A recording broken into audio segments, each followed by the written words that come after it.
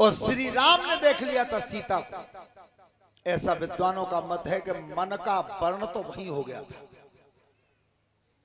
स्वयं मर ही इसलिए कहा गया कि सीता ने अपने वर का चुनाव तो बाग में कर लिया था। यहां तक संकल्प ले लिया कि मेरे पिता ने जो कठोर धनुष रखा है वो धनुष टूटे और चाहे ना टूटे, पर मेरे हृदय सम्राट तो ये है। फिर भी कर्म करना होगा, कर्म करना जरूरी है। ध्यान रखना, भगवान कृष्ण गीता के उपदेश में कहते हैं कि कर्मण्येवाधिकारस्ते मा फलेषु कदाचन। हे मानव, तू कर्म कर, फल की इच्छा मत कर। अच्छा, कर्म तू कर देगा तो फल तो मैं दे ही दूंगा, लेकिन आज समय उल्टा, पहले फल चाह रहे हैं।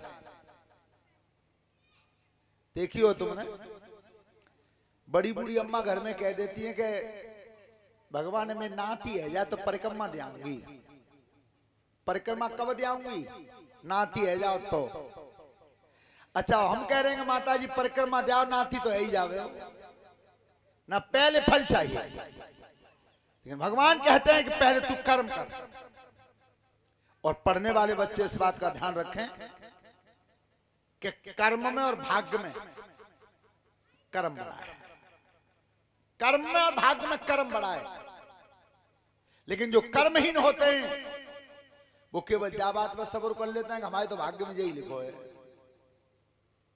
लेकिन एक बात जीवन में ध्यान रखना, कर्म में वो बल है कि वो भाग्य को भी बदल देगा। कर्म वो बल है, भाग्य को भी बदल देगा। तो आज सीता जी भवानी मैया के सामने पहुंची, जहां भवानी का मंदिर बना हुआ था। लिख रहे हैं गोस्वामी जी रामचरितमानस में, क्या कि गई है भवानी भवन बहोरी,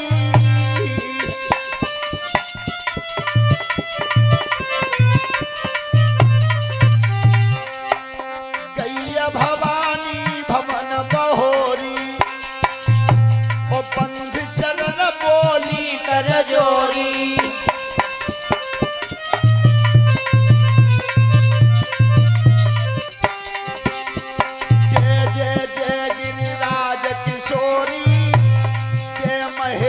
मुख चंद्र चकोरी,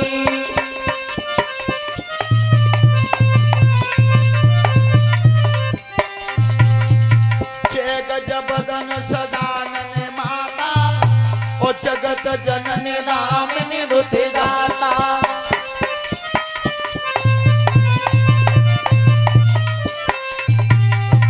पवन आदि मध्य अवसाना, ओ अमित प्रभाव वेद नहीं जाना,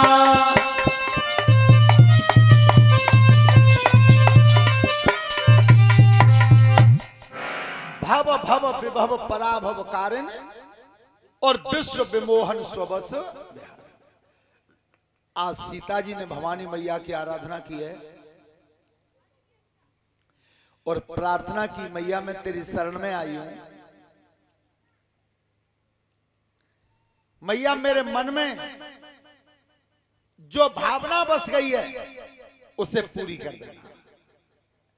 अब सब ध्यान से सुनो, पत्थर की मूर्ति बोलते ना है, पत्थर की मूर्ति बोलती नहीं है, पर परीक्षक जी अगर हृदय में भाव सच्चा है तो बोल भी जाती है, बोल भी जाती है। लिख रहे हैं गोस्वामी जी रामचरितमानस में, क्या कि बिन प्रेम बस भैया भवानी,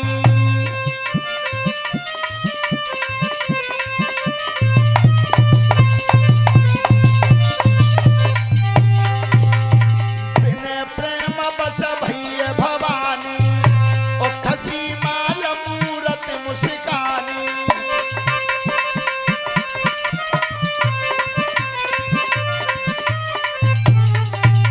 सुन सिय सत्य शीश हमारी, ओ पूजे मन कामना तुम्हारी,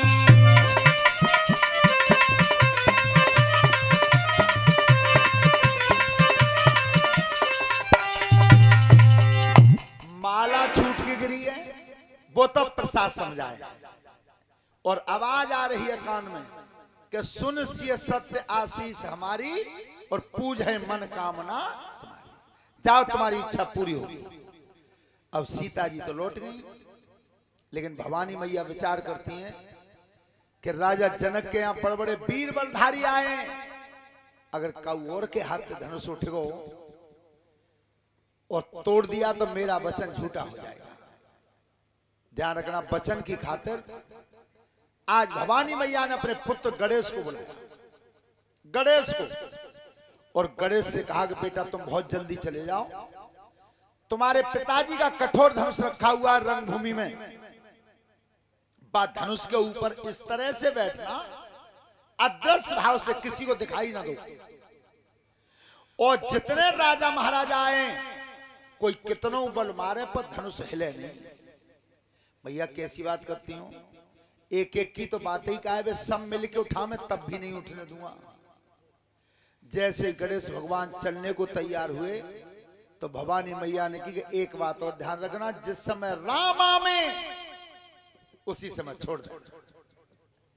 गणेश जी जाकर के विद्यमान हुए, सब राजा महाराजा जब बैठे थे रंगभूमि में, श्रोता बंधो विश्वामित्र ऋषि के साथ राम लक्ष्मण भी आए,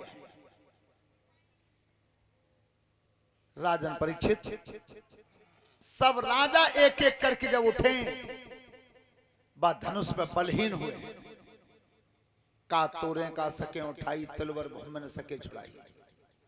जब सब बलहीन हो गए थे, और आपने देखा भी होगा जो रामायण आई थी टीवी पे, सीता स्वयंवर में अब भी देखना, वो धनुष उठा क्यों नहीं था कि जब वो राजा उठ करके आते थे आसन से तो घमंड में आते थे भुजाएं ठोंकते हुए, और जब लौट के जाते थे तो गर्दन झुका के जाते थे।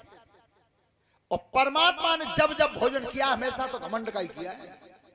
जीवन में ध्यान रखना, केवल घमंड से ही बह रहे उसे। तो जब सब राजा बलहीन हुए हैं, क्या लिख रहे हैं गोस्वामी जी, शेष भूप दस ये कहीं मारा,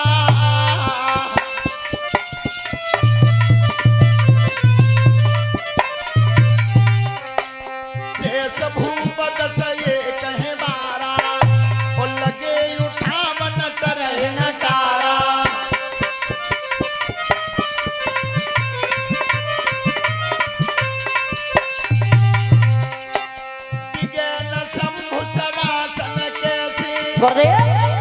ओ कामी बचन सती मन जैसे,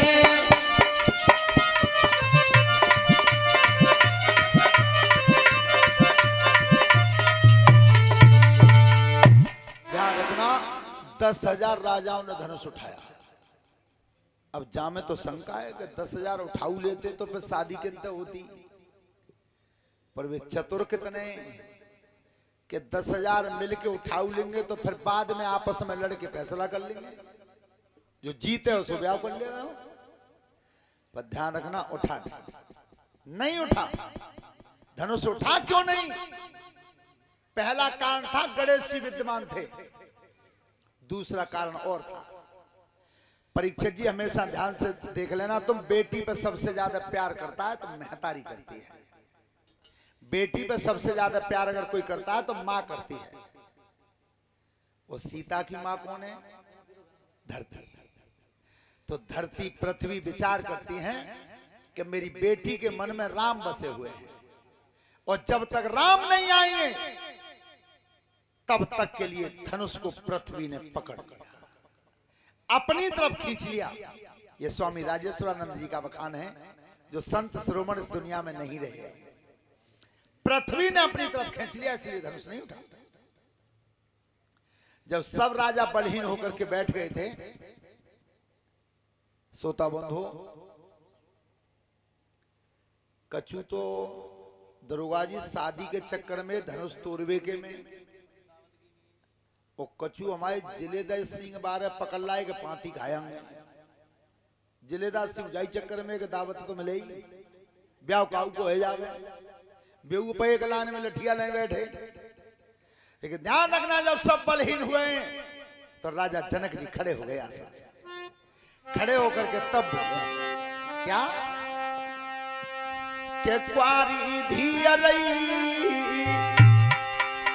क्वारी लली रही के बिरथा पेज धनुष की ठानी। क्वारी लली रही बिरथा पेज धनुष की ठानी। क्वारी दिया रही बिरथा पेज धनुष की ठानी।